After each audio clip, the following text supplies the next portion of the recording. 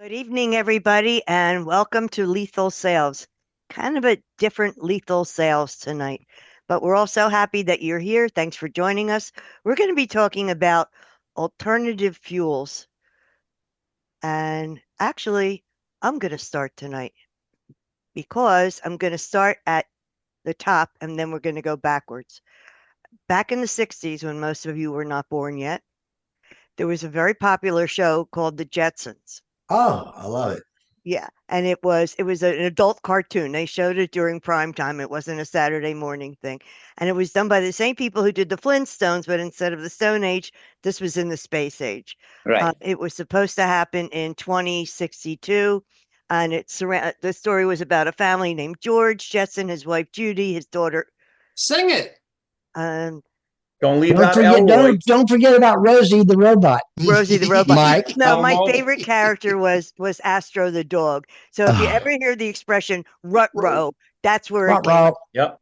Yep. And That's right. And George his boy Elroy. and his boy Yep. Elroy, right? And he worked for Cogs Man. Cogs something, Mr. Sprocket, I think, or something like Cogsley. that. Rocket Cogs. Yeah. So anyway, George had. Let me see if I can get you a picture. George had a flying car. Everybody had a flying car, and George's flying car was it looked like a spaceship. That's what Yeah, it was supposed to look like. I And, remember. and Dave Kindig does a perfect rendition of it all of the time on his TV show. Okay, He let me has the vocals to it perfectly. see if I can copy it. Anyway, for my generation, um,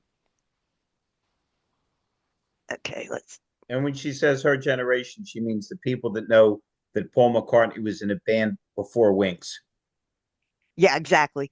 For my Those of generation, us that use an all abacus. right, there's the picture of George's car, flying car, and the reason that it was a flying car was all the buildings were in the air too. So he had a garage under his house, and he used to fly this car around. They even had traffic jams in the sky with this car. So for my generation, what we always said was, when are we getting our Jetson car? When are we getting our Jetson car? We got our Jetson car. There is such a thing as Jetson 1 these days that was started in Poland and is now in California. You can actually buy, I'm sending you the YouTube. I'm also going to turn it off because it's noisy as hell. But anyway, it looks like some kind of variation of a helicopter. It is a personal flying car that you can buy for $100,000. If I had the money in a New York minute, I would, because who doesn't want that freedom, right? Oh So, yeah. you know, oh, I didn't press that. There's the video for it if you want to. Yeah, Sure above the rest. Abdul, if you were watching the Jetsons in 1973, those were reruns.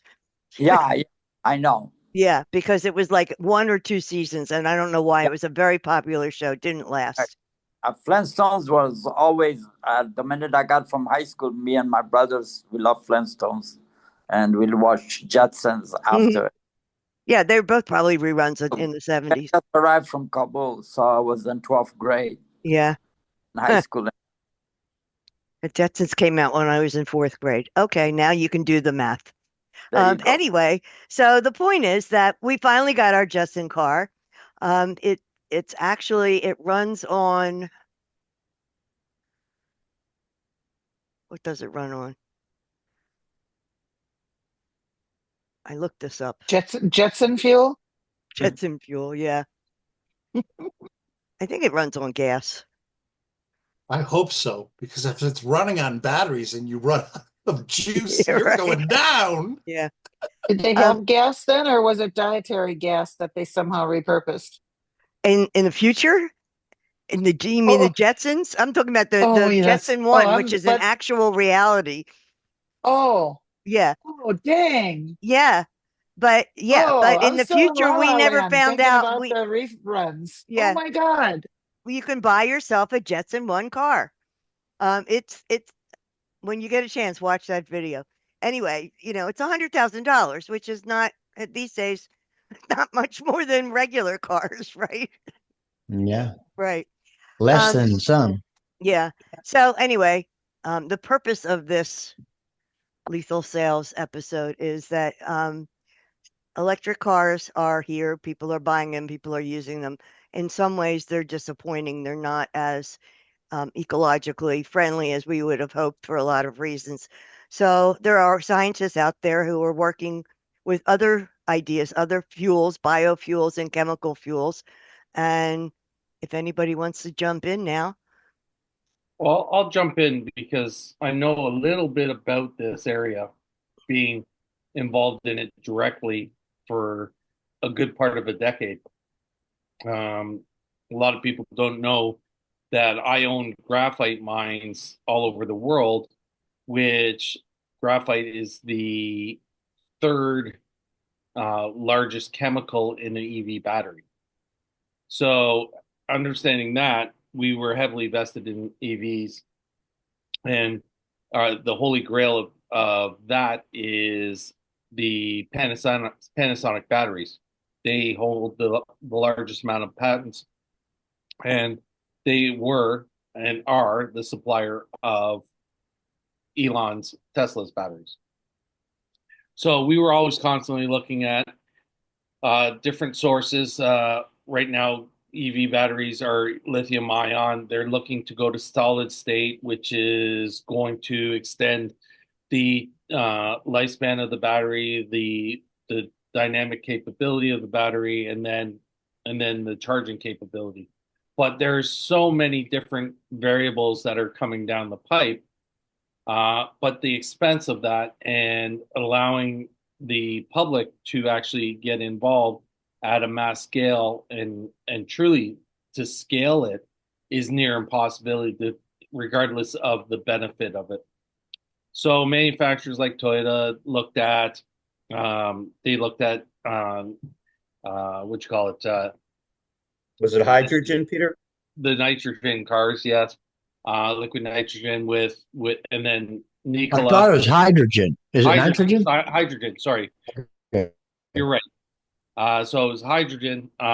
They looked at it with the Mirage, and they could only sell that vehicle on the West Coast and in Quebec, in Canada, because that's the only two places that would ever even invest in that technology. Nikola tried to do it with semis. There's been other companies out there that are working with other forms of propulsion. Porsche is working on a synthetic fuel, and that's how Porsche and Audi got into Formula One racing. And Formula One racing, the breeding spot of technology for advancement of automobiles, is actually using synthetic fuel in 2026 to run the race cars, and they're going away from batteries. So there's so much on the horizon that we as a people never know about. We don't research it. We don't look at it. We don't see it. It's very similar to Wendy's AI. It's like how much AI, how much investment is going on out there in the world on trying to find different alternatives for our opportunities to maximize what we're doing. EV is not the answer. We already know that. The cost far outweighs the benefits. Volvo, the number one sustainable car company in the world, did a study and showed that the average EV does not become carbon neutral until it hits 140,000 miles. At that point, the battery needs replaced and the cycle starts again. And believe me, it's the battery that is the carbon, not the actual manufacturer of the car. So therefore, I've always said that an EV, the only time an EV is green is when it's actually moving. If it's not moving, it's actually a carbon magnet and it's attracting carbon. So alternatively, what do we have? We have a challenge in California with the CAFE ruling, and or the carb ruling, sorry, not the cafe ruling. So cafe or carb, I can't remember. Um, the it's they are turning around and trying to push 55 mile an hour or 55 miles per gallon cars to be acceptable for use in the United States across the board, because California controls the rest of the United States for fuel efficiency. So is that a possibility? Can you have a brand, General Motors, Ford, Stellantis, pick a Japanese, Toyota, you can do whatever you want. Can you have a brand that's going to get 55 miles to the gallon on as an average across their board? That's pretty impossible. It's pretty impossible. So we have to look at technologies. We can't go, there's no substitute for cubic inches as we did when we all grew up. We all wanted the biggest and baddest engine in the car. When the car companies are pushing out 1,000 horsepower Hemis in Dodge Challengers, it's insanity. And where do we come back as a populace and start looking at what is reality? Do we need to go 0 to 60 in 2 seconds like a Hellcat can do, or a Tesla Plaid or whatever? Do we need that? Is that something that we actually need as a populace? Do we ever do it? No. So why are we looking for those performance things when we should be looking at it in a tool situation? We all know race cars have to be rebuilt every single race. That's taken out of the longevity of our cars. So why don't we build a car that actually works? That's the question I have for everybody. Why don't we build a car that works? Meaning that we can drive the car reasonably for 20,000 miles before we have to put any maintenance in it. Oil changes, this, that, whatever, and then drive it for another 20,000 miles. Well, Peter, that comes down to planned obsolescence. Oh yeah. It's many people set up their products so the product will have to be replaced or fixed, or else they minimize what their own profit is or what their own long-term planning is. The other thing is, I'm thinking that we may trip over more technology as much by accident as design. I mean, penicillin was derived from moldy bread. And when the discovery of Viagra, it wasn't initially as an ED cure. They were working on something else, and they discovered that it would work for that. So while they're experimenting, they may actually come up with a technology that makes sense. And as far as you are correct in the hypothesis that California sets the pace, but who the heck knows what's going to come with California? Whatever side of the political equation you're on, at some point, I think people are going to be tired of being overtaxed and overregulated and not deforesting and having cities burned down and having crime. Who the heck knows? I mean, when we were talking about the Jetson, when we were kids, that was a Republican state, right? Reagan was the governor. Yeah. You had Schwarzenegger in, even though he was married to a Shriver who was part of the Kennedys. Yep. So you may see a change in the political climate. You may see a change in what we're looking for. I don't think you'll see cars that don't break because, again, I think the planned obsolescence is all part of the program so they can continue, to move forward. But we may just trip over something by accident that might make sense. And again, look how progressive the companies have to be. We're all in agreement. We've had this discussion before that Toyota was smart enough to produce a lot of hybrids, because a hybrid is something you could say, okay, I really like gas, but I like the idea of it being electric. This way, I have both utilities rather than trying to mandate something which we know didn't work with prohibition against liquor in the early last century. What's everybody else's thoughts on that? Larry, just before you go on, to your point, I put an article in the chat about seaweed that was a problem on the Caribbean beaches a few years back, and they solved it by turning it into a biofuel for cars. Yeah. Necessity being the mother of invention, in other words. Yeah, I mean, things change. They evolve, and the technology just keeps moving so fast. and the changes just they bring new changes. What's everybody else's thought? Abdul, Mike, Wendy, Russell, what are your thoughts? Anybody? Well, my thought, I can't really.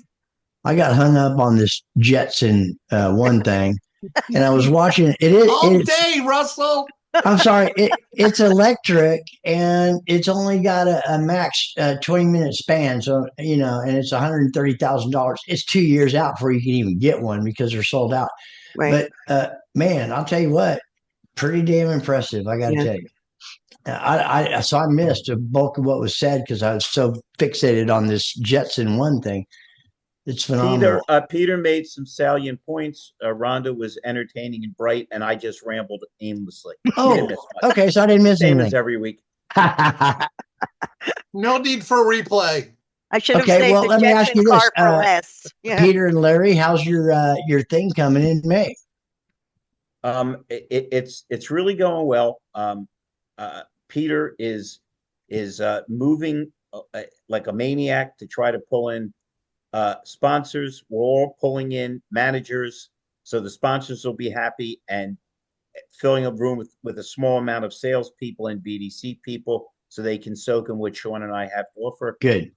Rhonda is keeping an eye on my day-to-day stuff with the Where's Larry's and making sure everybody's clear. Good. But we're really excited, Russell. You guys all know, and Wendy's particularly friendly with Sean Armour. He's such a good guy, and we're both a little manic in a good way, but our styles are so different. And we're planning to do, I'll go, he'll go, and then we'll go together, and then we'll reverse it after lunch. We're really excited. And I think we'll all agree one of the keys to being successful and happy is being excited. When you get up in the morning, I'm bowing to the Russell Hill law. Man, I don't have to do this. I get to do this. So I think we're really excited, and I see progress. And we've at Peter and Sean's suggestion, we hired Joshua Taylor to film this. So you guys are going to get really tired of seeing film of me and Sean over the next 3-4 months. I don't think so. Peter, what are your thoughts, my buddy? Well, I'm tired of seeing your face, but that's okay. Just joking. Peter, let me remind you that I'm the youngest of my family, and I've been in the car business since 1988. I can't be insulted. This is true. So my thoughts on it, like I've been on the phone daily to a different person wanting to be involved in it as a corporate entity since we announced, which is phenomenal for me. I'm just lining up 4 new sponsors this week that have all said that they've committed to it. So it's the sponsor board is going to look like the board behind me. It's just filled with great companies that just want to be a part of it. And truly, the comment that I was told today was, we're not looking for anything out of it, nothing at all. We just want to support you 3 because you 3 make a difference in the business. That's Russell, don't you wish your first wife had thought that way? And my It's second, wonderful. my third one does. Third time's the Third time's the charm. You know you wanted to say it, Larkin. Yeah, so it's on my tongue.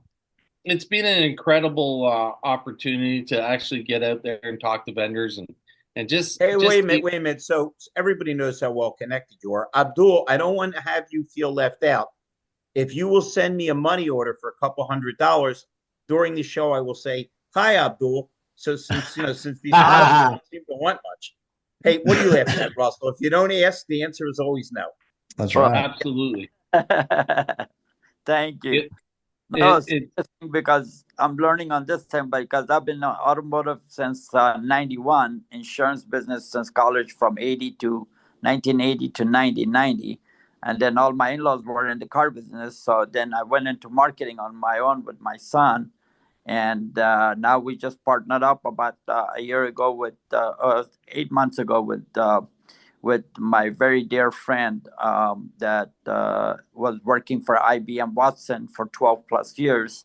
And he just got to me and says, "I'd like you to take care of the auto market platform like Facebook." So we did about 3 to 4 months of beta testing, and now we're ready to roll. And it's the ingenuity of Abe, my buddy, with leaving AIB in Boston after 12 years and still consulting, and also with Google. And so what we do, like last week, everything was about cars and AI, and this week is everything about the jet fuels, which is very, very interesting to me.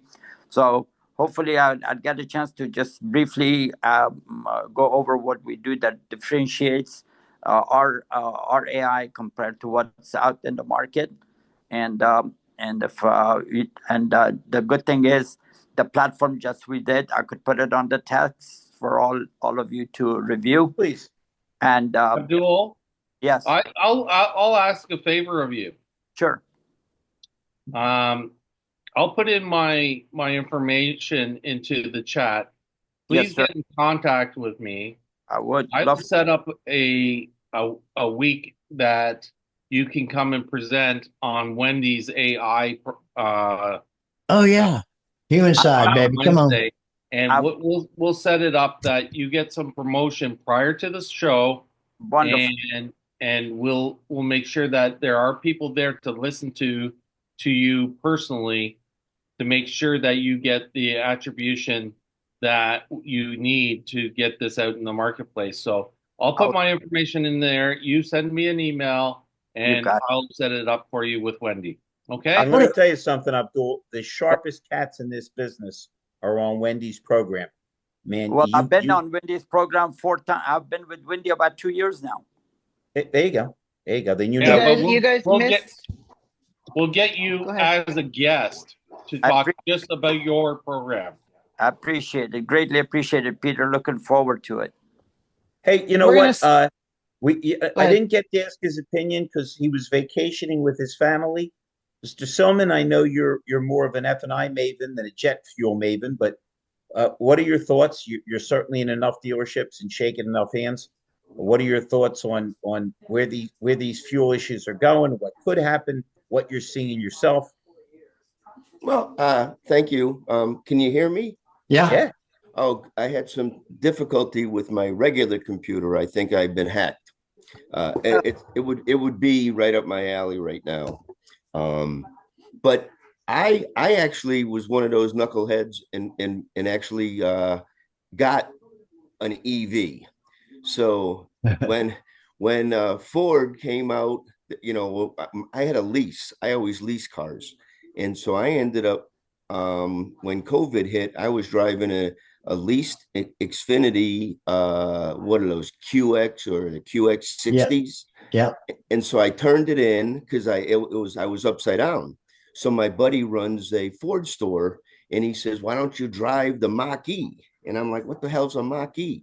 He says it's Ford's car. So I got sucked into paying $50,000.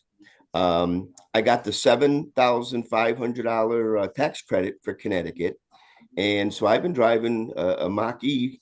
You know, it's a really, really, really cool golf cart. It's the fastest. it's the fastest golf cart. Oh my gosh! That you can go 0 to 60 in these things, and so it's really, really cool. And you plug it in. Golf cart. So my house, I got a plug. I can run a cord, and I can charge right off of a 110. I didn't even need to go to a 220.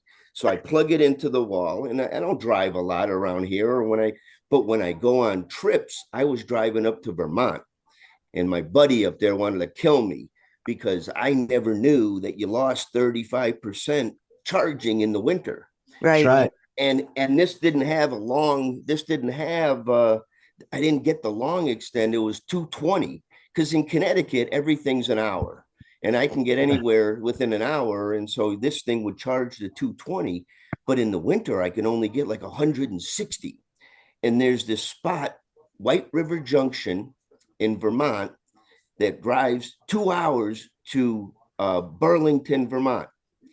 it's the scariest trek of road because if there's no chargers, and I would get like a warning light and it would say you're not getting anywhere. So I'm driving I ended up in Bellows Falls, this railroad train station right in Vermont that had charging stations. One night I was there at 9 o'clock at night telling my wife, I got to charge here. I'm not getting home. So I had all the anxiety and all the range. I had to get towed. Where was I? My buddies in St. Jays, Vermont. And we had to tow it to there's a dealer right at St. Jay's. There's a bunch of good dealers right along the river up there, right off of 91. So we got it to there and we put it on a charge. Twin State Ford. It's right on the border of Vermont. So hey, wait a minute. Am I the only one that feels like it's the PBS version of Travelog through Vermont and Connecticut with Gary Silman in a golf cart, no less? And so all this is, so I lived it.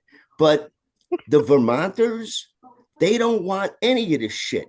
They were so pissed off. It was like, we're not buying that electric stuff. We need gas. We're running tractors and we're running diesel. So I was up selling service contracts to tractors, and they were like, what are you driving that piece of crap for? I would catch crap for driving the key. They would say, we're not putting in charging stations. We're not doing any of that shit. We don't agree. And they fought it. And they fought it.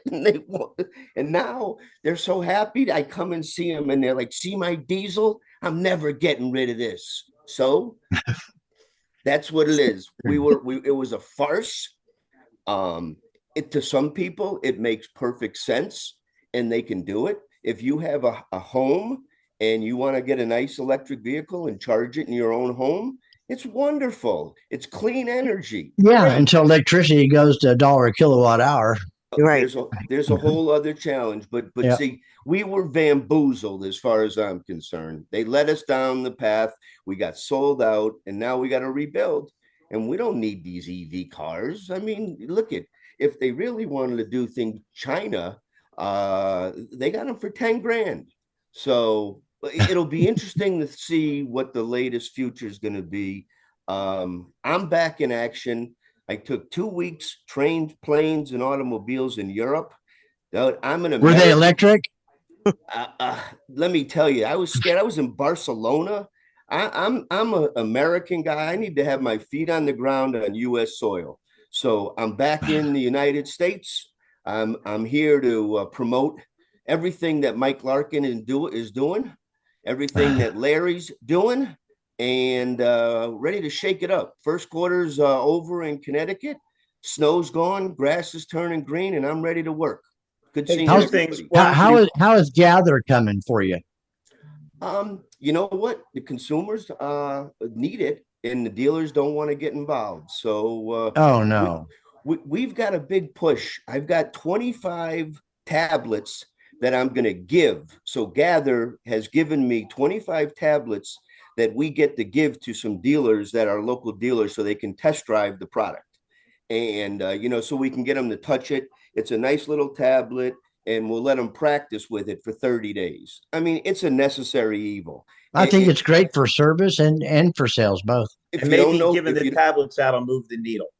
That's the kind of hook that maybe they'll try it. Hey, Wendy, we'll jump to you. We see you have your hand up, and I guess we all now know why Joe Biden never made Gary his energy czar. I just want to go back to the alternative fuel conversation, but then Gary kind of inspired some things in me as well, as did Rhonda. So, I was looking at this, and the most exciting thing to me, I mean, with my passion about the human side of AI and the new frontier and everything else, I think the idea of alternative fuels is just as exciting. And I think that a lot of the research and everything is going to be facilitated by the assistance of AI. So I think we're going to be able to find new methods and new solutions faster, given all these tools, right, to help and aid in our research. But that said, you know what I would love? Like, the only reason I'm not on the road with my Class A right now is because Fred can't drive it because he works nights now. And I'm okay driving it as long as I'm not going around the mountains, but I don't have a chase car anymore because I sold the old Jeep. So what I would love is a little electric chase car that I didn't need a big old winch or whatever tow bar, everything hooked up to drag it behind me, and I had some sort of vehicle, kind of like. Did you see how Honda has that little suitcase looking thing that turns into a scooter? Yeah. When Wes was at Victoria Bravo Honda, we talked about it a year ago already, letting me buy that because every dealer had one on allocation. And I saw Alex Flores driving one around one of his showrooms last week on social.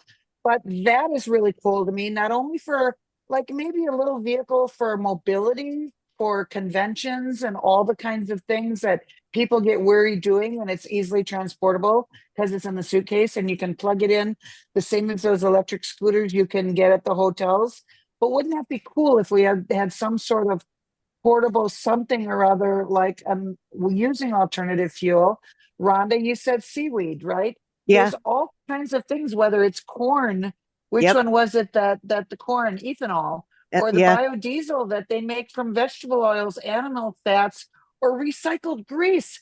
Imagine, you guys, the improvement to our ecosystem if restaurants are no longer disposing of their nasty old fryer grease, but they're getting money to recycle it and they're turning it into fuel. Boom, baby. Yeah. That's the future. And that's what I'm excited to live through. So I hope you guys all know I already put in a word that I'm going to be Methuselah, Methuselah Jr. or Right. two. So I don't plan on going anywhere anytime soon because I'm like AI, AI. Oh, so Yeah. let's go. That's where I am.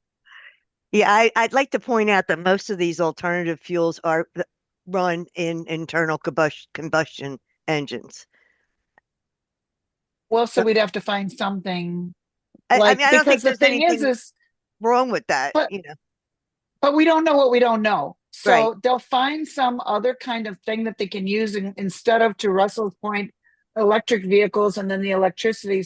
Maybe it's solar. Maybe it's, who knows what it is. Who It's knows what's out there? Wind it's turbines that e-bikes. provide energy. It's It's Well, what? whatever it is. e-bikes. E-bites. It's dilithium crystals, let's face it. And so you guys know, hey, I see my buddy Ron Boss is on. So you guys know, I interviewed, when I still had my caddy store, I interviewed Malcolm Bricklin, the guy that was brought the Yugo in, and he was Mhm. Subaru. And I swear to you, what he was excited about talking about then was electric bikes. And I'm going back damn near, must be 15, 17 years ago. So I think these concepts has been around a while. Ron, you're getting here a bit late. We're just talking about um, different fuel uses, whether it's hydrogen, whether it's hybrid, whether it's electric. Rhonda started the show off by talking about how funny the Jetsons were when we were kids as a cartoon. And now you actually have the Jetson One, which is $100,000 flying car. What are your thoughts, Ron, on?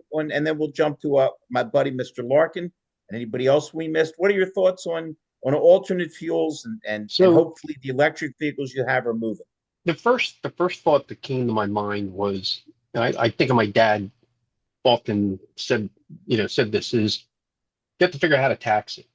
And I think that, the fossil fuels, everything that we've used, because there's all these alternatives. And I can remember when we had I don't know, something up north, I think Canada, the shale, whatever they were, the stones that you could extract oil out of. Chill. Yeah, right. Okay. So it's like, but I Oil think sands. sometimes it's the, obviously, I hate to say this, I believe that there's some really good alternatives, but if you look at the prior administration, how hard of a push they made for electric, that it was like almost like jammed down your throat. And there's a lot of things like, look, this country thrives on the two major things are housing and transportation. Yeah. So when you disrupt transportation, and in a way that is not profitable, and I think that there's some amazing technology out there. You have hydrogen. Yeah, I was getting ready to say that. Like, I think it's Honda or one of them has the ability to do it. And I think there's a lot of great alternatives out there. But I think, unfortunately, when it becomes regulated by the government, how they're going to tax it, how they're going to collect theirs, that's kind of the shift that goes. Like, Ron, excuse me. At yeah. certain point, Russell's going to jump in and say the scariest word you'll ever hear. I'm here to help them from the government. Correct, Russell? Go ahead, Ron. Well, no, and I'll leave it with this. Like, I had just penned an article about electric versus gas, and it's I wrote it in a way because in New Jersey, we fall into the carback, and the carback basically is telling you it's the ACC2 Act, the CARB rule. By 2035, we will be mandated to only sell electric vehicles, and it's even though at some point I'm sure it will get repealed. It's like the fact that we have stuff like that. And what's interesting is when I did the research on the article, and the thing about electric is, listen, we just got a couple electric vehicles in. They're awesome. They ride great. The technology, it's a really cool thing. I think based on your driving habits, they work for some, not for all. But the other thing is a lot of people don't talk about it is to get all the resources to supply or to make an electric vehicle. Obviously, we have to outsource, and we all know, and nobody wants to really talk about it, is you're using underage kids to go into these mines and caves to bring out all this, this rare metals and stuff like that. And so you're, in one way, it's like, it's kind of a no-win. It's like, okay, we extract the oil and we do it one way, but yet we drill these massive holes and we're taking out, precious minerals out of the earth that I don't even know if they get recycled or they're able to reproduce. I mean, whatever you take, I don't think it just like, recycles like, or, manifests like water, so to speak. So, I think it's like I said, just we've been so used to, transportation being one way. The other thing I found interesting was, the electric vehicle was invented almost, I think, late 1800s over in Europe. And honestly, when it's really kind of fascinating because I was right around the time of the horse and buggy, and the electric car was made, and I think they found a more, financially better way to do it, and that was with the the combustion motor. So, if you really want to, and you're that environmentally conscious, then go get a horse and buggy. I mean, let me defer to Peter, since he had his hand in this a lot more than I ever did. Peter, how recyclable or unrecyclable are these products? Because some people feel, and I don't want to sound Republican or Democratic here, God forbid, but I think a lot of the problem with the electrics is they might have done more damage than good, and people kind of got, I mean, they were cool looking and they were fast. I get that. But that in a lot of ways, they did more damage and more lasting damage than gas cars. But how recyclable were they, Peter? You had a lot of experience with this stuff. Okay, so if you talk to someone like John Ellis, he'll say they're recyclable. You talk to someone like me, I'll say they're not. What they do is they take these battery cells out of these cars, they drop them when the battery goes to 70% degradation. So the car is only at 70%. You add in the winter, now it's performing at about 40% or less. And they drop the battery cell. Now, in that battery cell, they'll have 15,000 cells in it. And they'll use a tool to identify which cells are good, which ones are bad. They'll pull the good cells out and they'll recycle the battery. So they'll take 10 batteries, they'll pull out good cells, and they'll create one good battery. That is the remanufactured battery. And they'll say they've recycled the battery. It's the age-old marketing ploy that they will turn around and say, I'm the number one real estate agent in the States that sells 3.5-bedroom homes with a back split and on a quarter-acre lot with no front door. But I'm the number one agent in the state that does that. And they can put that number one agent in the state, and with the asterisks. Is it the truth? Is it a play on the truth? Is it a marketing ploy? It's like you look at, and Russell, you'll attest to this. I don't know of a state that has more windmills than Texas. They're everywhere in Texas. from what I understand. But they are so bad for the environment because you can't recycle them. Takes a lot of petroleum to make them go too. Yeah, yeah. And God forbid they ice up. It's a great ploy. In Canada, the Liberal government and their media arm, the CBC, did an actual documentary on it and showed how much cancer from the radiant electricity that was being produced over the area of that windmill and how it was affecting livestock, agriculture, everything. Well, where do you put wind farms? You put them on farms because there's no buildings. You get the wind. What happens? It affects everything else. So the ecosystem is getting affected by the green energy. Peter, how about the wind things that are killing all those whales? Whales. Yeah, it's we can go to political on this, and I will go way right. Well, first of all, let me remind everybody, it is political. The Green New Deal is politics. Okay. Oh, absolutely, absolutely. It's pretty much everything that happens in every single capital of every single country in the world is all driven by lobbyists. And we were talking, and I was on a podcast, and I'm just going to digress for a second. I was on a podcast today with 7 leaders of the automotive industry at 5:00 today. And we're talking about, is it right for someone to tell you what to say? And meaning that a corporate entity in the automotive industry, is it right for them to tell you what to say on your own social, in your own life in this? Do they have that ownership over you? It's there. And basically it's our choice to join that company. It's our choice to trust the person that we're dealing with. But in this circumstance, it's the choice of lobbyists going to, and in the U.S.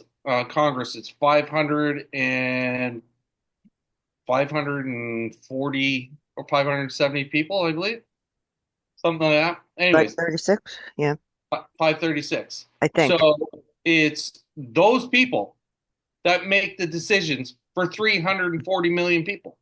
Yep. Wait, Peter, it gets uglier because now over the last 10 years, we've evolved into non-elected officials that set policies and regulations. We're seeing judges now that are stopping Trump from deporting criminals. So here's a local judge making a policy for an entire country. And yet the Supreme Court has to jump in.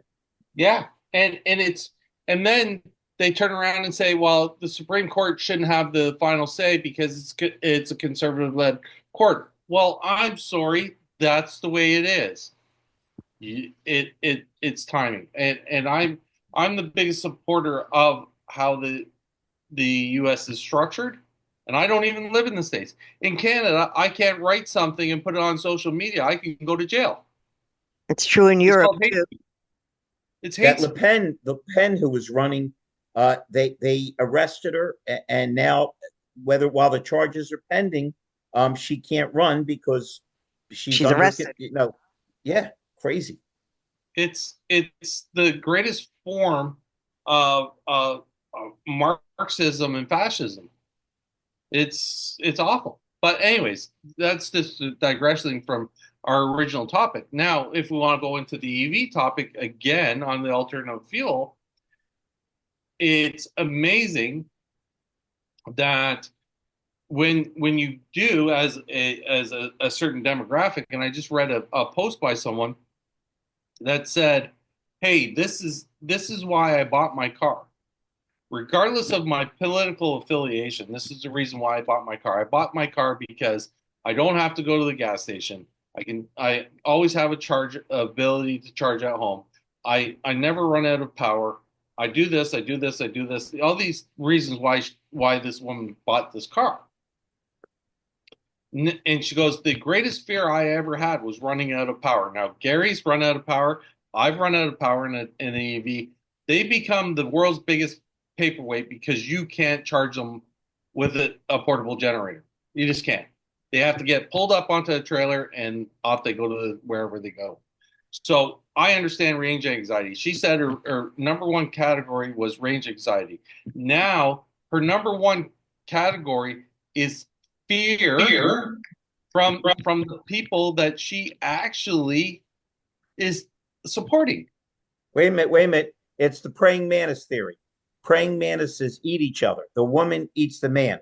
So Yep. you got to admit, for conservatives like myself, I candidly admit, there's divine justice in people that bought cars to support the liberal cause of environmentalism, and now they're getting attacked by other liberals because the guy who was the greatest environmentalist of all time, Elon Musk, is now a bad guy because he's trying to save money so the country doesn't go broke, while other party, I won't use their name, are lying and saying he's trying to destroy Social Security when he's trying to save enough money so we still have a system. I don't know how we drifted into politics. I think it's Wendy's fault. Wasn't me. It wasn't Wendy's me. got to go fix her attitude. And Wendy's got the best attitude anybody ever met. Hey, Mr. Yeah, Larkin, she does. save us, brother. We've deferred into a political dictum. Nah, and we got to let's the get Jetson off this. part. Let's get off this. Hey, let's the episode in review. Rhonda, what kind of fuel did George Jetson put in his car? That's a good question, and Ooh. nobody knows. It was propulsion of some kind.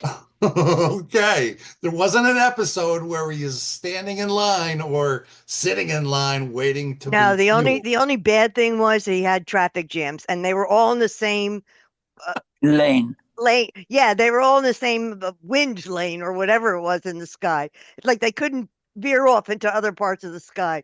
He was Yeah. very frustrated. But actually, I looked that up because, like, what ran this thing? And everybody's always asking, what ran this car? And nobody knows. So we have to go back to Hannah and Barbara and ask the Right? writers Let's who dig are those guys up. now. Yeah. So we talked about I AEV. got We talked it. about I got it. hybrids. Huh? Yeah, Yeah, you do. George octane Jetson. radium pellets. Radium pellets. $2 for high octane radium pellets. Yep. Because No he used way. to say, I'm out of pellets. Radium Why are fuel using pellets. that? Has anyone other than me come to the conclusion that as lovely and smart as Wendy and Rhonda are, they might have a little too much time on their hands? No. All right, so we talked about corn fuel. We talked about seaweed fuel. Where in the heck, and has he been born yet, is Doc Brown? Because I want to find that flux capacitor Yeah. and throw my junk in there and tool around town. He Where's takes the the flux garbage. capacitor? Don't put it past Elon, because I think his next I'm mission not. is to put a chip in people's head and make blind people see, repair the optical Hey, nerves. You It's a never know few what it's a direction few he's weeks gonna away go. too. Yep. You never know what direction this guy's going to go. And man, you have to admire his brilliance and this is the original guy that understands you have to destroy your concept of limitations. Because if you would have talked 50 years ago about somebody, hey, listen, the car business is littered with people that tried to bring in cars that failed, right? The car that was in Back to the Future, the Tucker, the Yugo. There are so many people that have tried to put a lot of money in an idea in, and yet somehow this guy got into space, which you would think could only be funded by a country. Developed an electric car, whether you like it or not, that became more valuable than companies that we thought were immutable in terms of what they could do. So who knows? And like Michael said, there's somebody that next week we may all know his name, because certainly Larry, I just want if he comes up with this, I just want him to name it the flux capacitor. I don't ask for much. Well, you can. Russell, He show is a up big next fan. St. Patrick's Day, and we're going to get Michael drunk and make him say flux capacitor. Well, Might be able to pump up the curse jar for Flux capacitor. I'll Does it- tell you does what. it- Might come out that way. Does everybody know that Val Kilmer passed today? Yeah, Yeah. that was so sad. Yep. What a phenomenal actor that guy was, man. And how poignant was it that they put him in that last, Yeah, Top Gun movie? Iceman. Iceman. So in That was called a pattern interrupt, by the way. Yeah. no, I'm glad you worry. did. The last thing about Elon in movies, he is a big, huge movie fan. If anyone remembers The Spy Who Loved Me, where the Lotus went into the water and became the submarine, who owns that car but Elon Musk? Really? So if there's anybody out there to do something as crazy as anything would ever imagine, it'll be that man. I have an idea. It just came to me. It's like an epiphany up in smoke. Why don't we put Snoop Dogg on it? He knows all kinds of ways to get high. That's true. That's true. Isn't it on the back of the car? And he's trendy. Hey, didn't the sequel for Cheech and Chong He'll with find something to Snoop? burn. Uh, I don't remember that. Snoop wasn't in any of those movies. No, but man, how hot were they for a while? Remember they put out that record, Basketball Jones. Man, they were hot as a pistol. Man, I don't They- remember any of that shit. I was so high on LSD during that time. It wasn't even Come funny. on, Russell. Basketball Jones. I know. I got a basketball Jones. Yeah. Dave's not even, here. Even that has its limits. And I'm not being a smart aleck because my wife loved her, not liked her, loved her. You know, the girl that did Amy Winehouse that did, won't go back to rehab. I remember saying to my wife, and I don't get high, never did, but I said, this girl is in trouble. And my wife, oh, I love her. Why do you say that? I said, because there's an article in Rolling Stone where Keith Richards said she's doing too many drugs. And when Keith Richards says you're doing too many drugs, it might be time to get out of Dodge or take a step back. And that's a true story. Amen. Wow. Double eye roll. Yeah. Yeah, I thought I was never going back 7 times, but anyway. Hey, look Well, where you are now, Russ. Look Jeez. at God bless you. And a better man for it. Yep. Martin Stewart and And Russell, it's a good thing you are a reformed and have recovered beautifully. Because if this was 20 years ago and Rhonda mentioned seaweed, you would have been smoking it. Well, I don't know. I mean, I smoke banana peels and orange peels. Why not, right? At least it was au natural. Hey, That's why they call you Fruity. there we go. Hey, this hour blew by because as usual, Really we got did. the best guests and the best people around. Does anyone have any final thoughts? And if you don't mind, before Peter tells you what he's got coming up tomorrow, everybody pass the good word around about May 22nd. These managers, these BDC managers, the salespeople and BDC people are going to be there. Everyone's going to come out stronger, and boy, are we going to have a hell of a good time. Yep. So pass the good word around, please.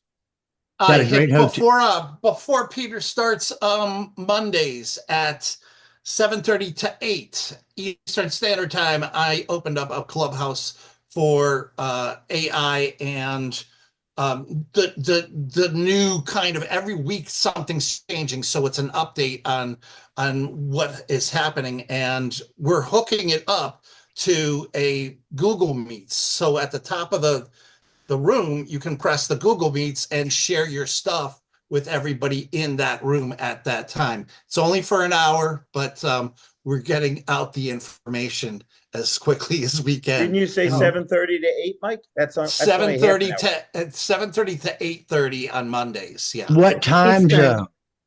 Eastern. AM or PM?